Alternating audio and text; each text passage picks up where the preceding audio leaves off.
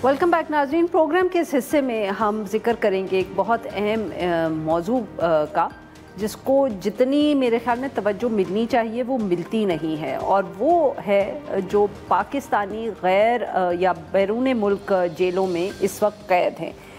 कौमी असम्बली में इस पर सवाल पूछा गया शैला रज़ा साहिबा से, तो वज़ीर ख़ारजा इसहाक़ डार साहब और उनकी मिनिस्ट्री की तरफ से उसका जवाब जमा करवाया गया। जो तहरीरी जवाब था उसमें ये बताया गया कि मिडल ईस्ट और साउथ ईस्ट एशिया, इन ममालिक में 15,000 के करीब जो पाकिस्तानी हैं वो इस वक्त कैद में हैं।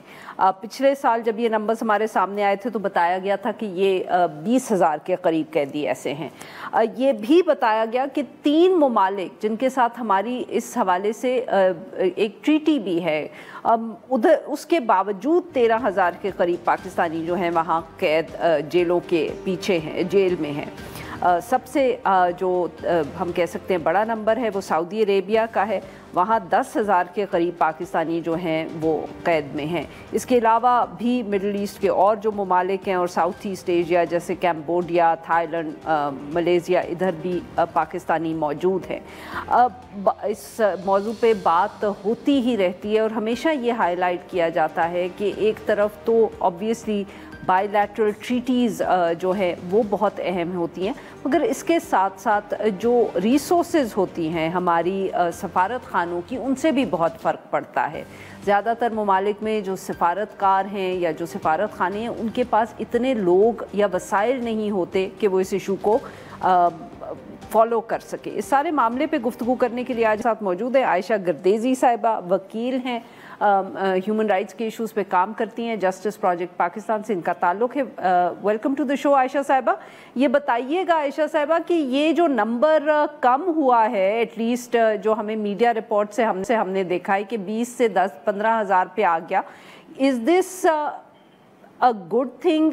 क्या पाकिस्तानी हुकूमत ने इस पे काम किया है या वैसे ही इट जस्ट शोज़ कि हमारे पास जो नंबर्स होते हैं वो शायद बहुत एक्यूरेट नहीं हैं? फर्स्ट ऑफ ऑल आपका बहुत बहुत शुक्रिया कि आपने इस इम्पोर्टेंट टॉपिक पे बात करने के लिए जस्टिस प्रोजेक्ट पाकिस्तान को आज दावत दी। तो कल हमने देखा नेशनल असम्बली में बहुत इम्पोर्टेंट आदाद शुमार डिस्कस हुए। कहा गया कि सऊदी अरब में 10,400 के लगभग कुछ पाकिस्तानी कैदी हैं, और जैसा कि आपने कहा कि पिछले साल की निस्बत ये नंबर कम हुआ है, जो खुशाइंद बात है, लेकिन एक तशवीशनाक इजाफे का जो ट्रेंड है पिछले कुछ सालों में, जैसे कि ये नंबर अगर 2020 के नंबर्स को देखें तो 2020 में तकरीबन 3200 यानी कि 3,200 लोग थे जो सऊदी अरब की जेलों में थे, और आज सिर्फ 5 सालों के अंदर अंदर ये नंबर 10,000 तक पहुंच गया है। लेकिन आपने बहुत अच्छी बात की कि ये नंबर कम हुआ है, तो कुछ तो खुशाइंद हो रहा होगा। तो मैं ये कहना चाहूँगी कि इस साल भी पाकिस्तान ने पाकिस्तानी हुकूमत की काविशों की वजह से सऊदी अरब से कुछ पाकिस्तानी हैं, जो प्रिजनर ट्रांसफ़र एग्रीमेंट जो होता है, कैदियों के तबादले का माहिदा, उसके तहत कुछ पाकिस्तानियों को वापस वतन लाया गया है। ये बहुत खुशाइंद बात है और मैं उस पर हुकूमत का खैर मकदम करती हूँ। लेकिन हमारे लिए लम्हा फ़िक्रिया ये है कि हम उस सारे प्रोसेस को देखें जो प्रिजनर ट्रांसफ़र एग्रीमेंट के इन्वोक होने से पहले होता है। क्या उन सारे स्टेजेस पे जब हमारे कैदी, जब हमारा कोई सिटीजन वहाँ की जेलों में कैद होता है, जब उनका अरेस्ट होता है, जब उन्हें अदालत में पेश किया जाता है, जब उन पे चार्जशीट लगती है, जब उन्हें वकील की ज़रूरत होती है, जब वो एक गैर मुल्की फॉरेन सिस्टम में, अनजान ज़बान में, एक अनजान अदालतों के सामने अपने आप को डिफेंड करते हुए हैं, तो क्या उस वक्त पे भी इन्हें कोई असिस्टेंस दी जाती है?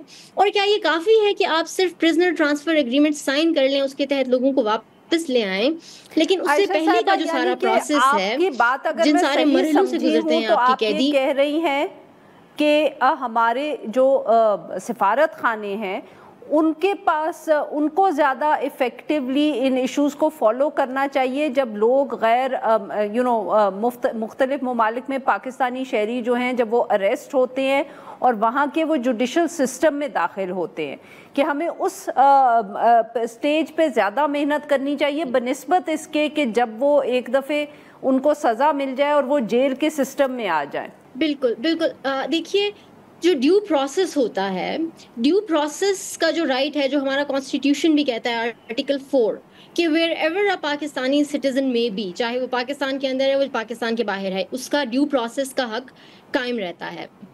ہماری اسٹیٹ کی رسپانسبلٹی جو ہے اس آرٹیکل 4 کے انڈر، وہ تو اس وقت سے انووک ہو جاتی ہے جب آپ کا ایک سٹیزن کہیں پہ اریسٹ ہوا ہے. لیکن اس کے بعد جو ہمارے صحیح. پاکستانی مائیگرنٹ ورکرز ہیں، آپ دیکھیے اکثر ان میں سے لوگ ایسے ہوتے ہیں جو ایسے بیک گراؤنڈ سے ہوتے ہیں کہ وہ اپنے آپ کو ڈیفینڈنے کی وہ صلاحیت نہیں رکھتے، ان کی استعداد نہیں ہوتی کہ وہ اپنے لیے وکیل ہائر کر سکیں. وہ باہر کے ملکوں میں عدالتوں کی پروسیڈنگز نہیں سمجھ پاتے.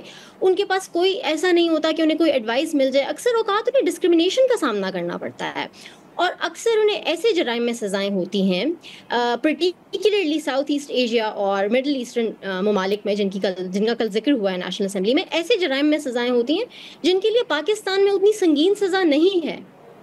تو یہ بڑی انفیئر سی ایک سچویشن میں ہوتے ہیں. تو عائشہ صاحبہ، واٹ کین شدید یہاں کرنے کی کیا ضرورت ہے؟ ہمارے سفارت خانوں کو کیا کرنے کی یا حکومت کو کیا کرنے کی ضرورت ہے؟ Very quickly we run out of time.